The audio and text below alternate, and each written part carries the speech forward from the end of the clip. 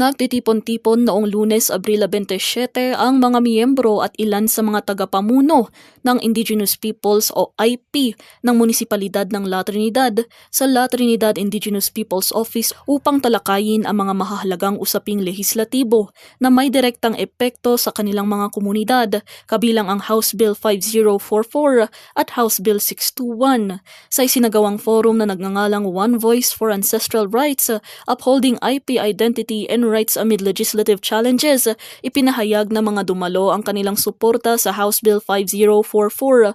Layunin ng panukalang batas na ito na isulong ang paggawa ng Department of Indigenous Cultural Communities and Indigenous Peoples.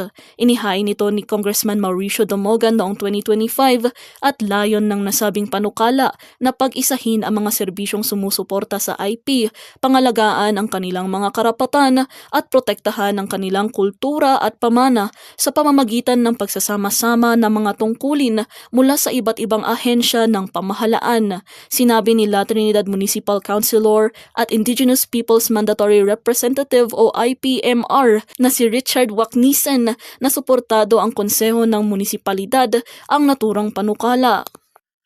Tirugig pa jay House Bill ni Apo Congressman Dumugan regarding the House Bill number 5044 entitled An Act Creating the Department of Indigenous Peoples and Cultural Communities Defining its Power and Functions and Appropriating Funds for. Kat idinakitak jay House Bill ni Congressman Dumugan I introduce I support sa mga nagipasa kami iti Sangguniang Bayan iti support nga mayat nga makita jay House Bill na agbalin to nga departamento iti NCIP tapno agkaroon iti sarili nga pondo. Tinalakay rin sa forum ang posibleng epekto ng House Bill 621 na inakda ni Camiguin Representative Jordan Jesus Romualdo. Layunin ng panukalang ito na amyendahan ang Indigenous Peoples Rights Act of 1997 o IPRA. Sa ilalim ng panukalang batas, ililipat ang pamamahala at pagrerehistro ng mga ancestral lands mula sa National Commission on Indigenous Peoples o NCIP patungo sa Department of Environment and Natural Resources o DENR. Ayon kay LTIPO President Rodel Abilao, malinaw sa IPRA na ang NCIP ang may mandato sa pamamahala ng mga ancestral lands. Pinalaan niya na maaaring pahinain ng House Bill 621 ang kontrol ng mga katutubo sa kanilang likas yaman. Dagdag pa niya kung may isa sa batas ang panukala, maaaring ipagkait sa Free and Prior Informed Consent o FPIC sa mga komunidad o individual na walang hawak na Certificate of Ancestral Domain Title o CADT. Ibig sabihin mawawala ang kanilang kakayahang tumanggi o pumayag sa mga proyektong makakaapekto sa kanilang ancestral lands. Dagamin ije proposal inikat na kanya provided ngay nga ko.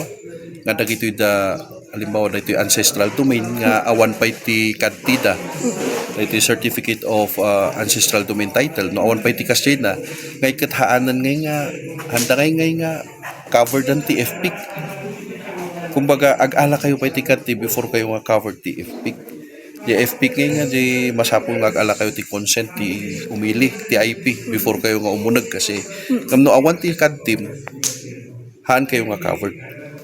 Isuti may nga naikarga ij 621 nga tatakay ket uray tuba ngay ket uray awan pa iti kadti ti tuba ket adalat ti FPIC nga arami danda dito Trinidad adamot kiti ti kadti tayo isu nga ada ti FPIC tayo jay kunakor ni Saraki tatay nga ij Mountain Province kano ngay ket mostly ngay ket awan pa iti kadti isu nga isu dato ti kwa kalangay nga han nga covered to ti FPIC isu dati kakaasin to. Sa pagtatapos ng forum, nilagdaan ng mga kalahok ang isang resolusyon na tumututol sa House Bill 621. Ayon kay Abilao, ang mga kopya nito ay isusumite sa NCIP, sa lokal na pamahalaan at sa Kongreso. Kasama si Ro Elaigo, Ira Marzan para sa Herald Express.